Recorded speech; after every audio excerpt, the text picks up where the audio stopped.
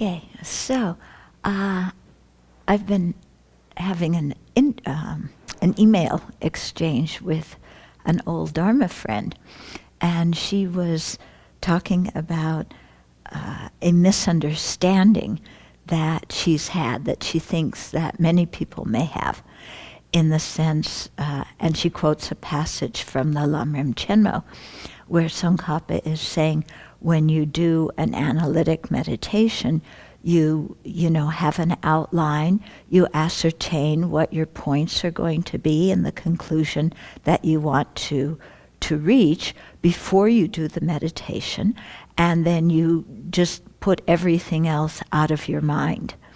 And so she was telling me that she had taken that to mean that you just go through the outline point by point. You don't think about your life, you don't think about your past experiences, you don't think about your own conditioning.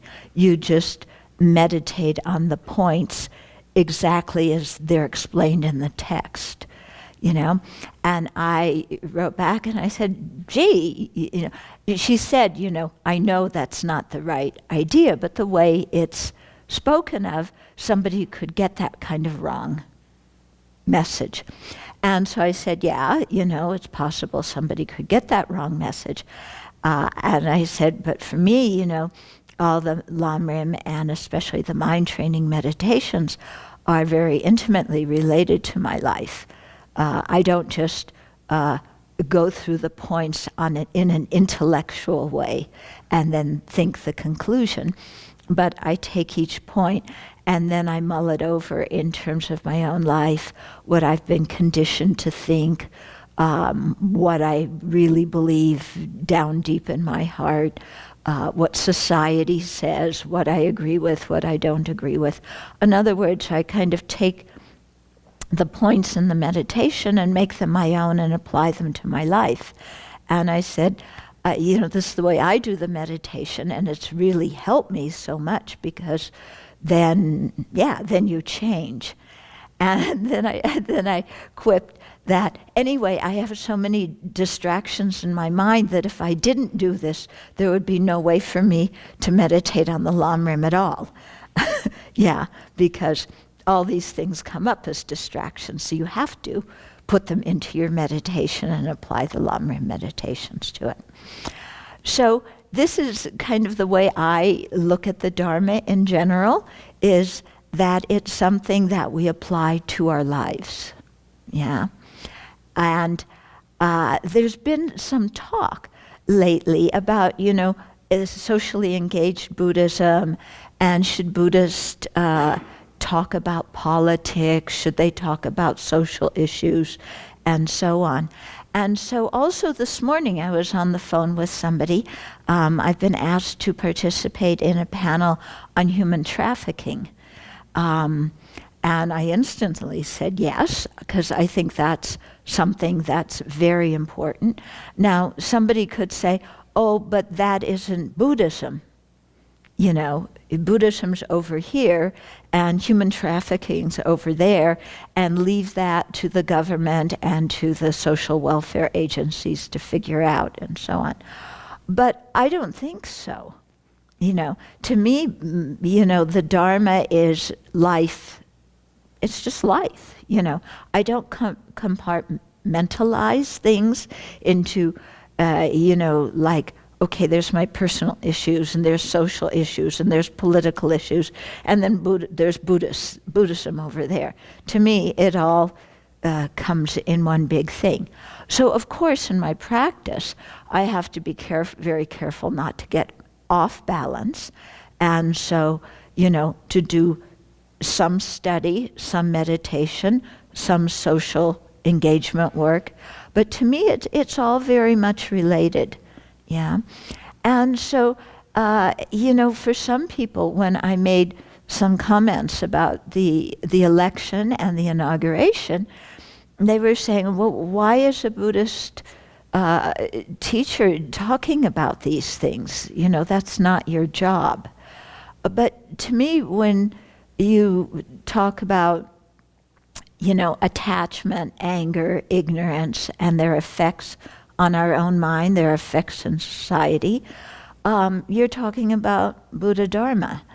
When you're talking about, sentient beings suffering or being happy, you're talking about Buddha Dharma. And so to me, I try and integrate my Buddhist principles and my Buddhist practice with what I see going on in society, And these days, it isn't so easy to distinguish between what is politics and what is social engagement. Because it's like everything is politicized now in one way or another. I'm not saying that's good, but that seems to be the way things are going. But in any case, I feel it's important to bring a faith-based perspective to what's happening in society. And I remember when we had that webinar from Church Mutual, and the attorney was kind of telling faith leaders kind of what you can do legally and what you can't. And we cannot, there's certain things we can't do, but we can advocate for issues. Yeah, we can tell people who to vote for. I certainly don't want to do that. But, you can advocate for issues. And he said, he thought, he was an attorney, and he said, I think it's really important in society that faith communities speak up about issues. Yeah. Because otherwise, where in society do people get taught about human values? So, of course, when His Holiness talks about this, he always comes back to what he calls secular ethics. But nowadays, that terminology is being challenged.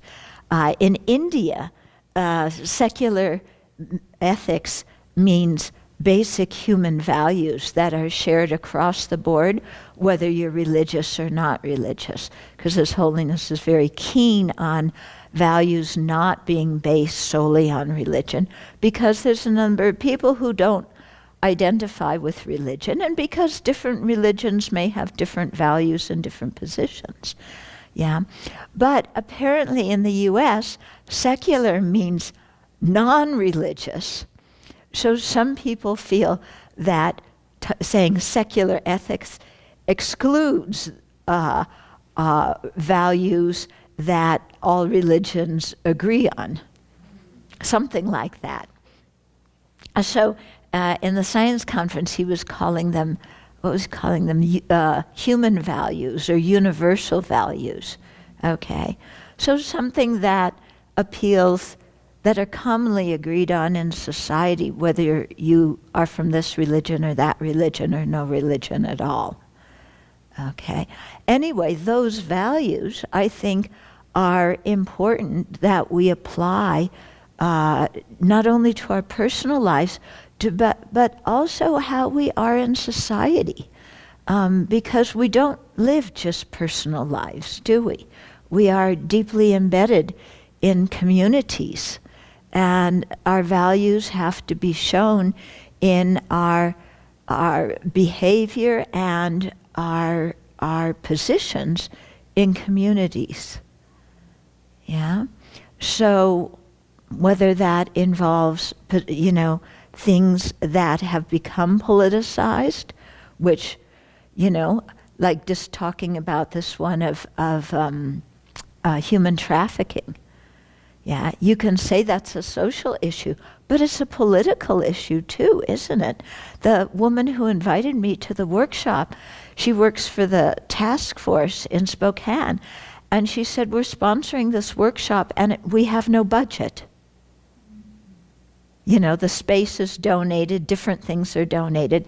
They're asking that participants contribute, that people who attend contribute $10, because otherwise they don't have any money to do these kinds of things. But my question says, but shouldn't government be involved in some way in in this kind of issues, especially, law enforcement. If we're talking about, human trafficking, that concerns law enforcement. It concerns schools. Yeah. It concerns, yeah, the courts. Well, I include courts with law enforcement. But yeah, the courts, it concerns so many different things that involve the government and that involve people's positions on what the government should support, what is the reach of the government, and so on. And especially which things we should fund as, people living in a country. What activities do we fund and what don't we agree to fund? Okay? So to me, there aren't really boxes in this area, I think we have to apply values everywhere, live them the best we can, but also remain very balanced and make sure that we have enough quiet time in our own practice so that our mind remains free of ignorance, anger, and hatred. Yeah, so that we can speak without putting things in friend, enemy, and stranger category.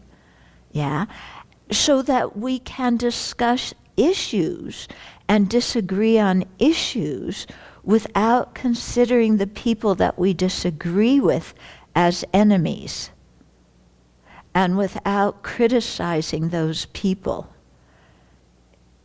Okay? But stick to the issues and disagree on those, or agree on them, whatever. Yeah? But stop the kind of personal insulting that has been going on in the country very broadly and on personal levels as well. So this is something we have to, be careful of with our speech. Yeah? But it's something to work towards.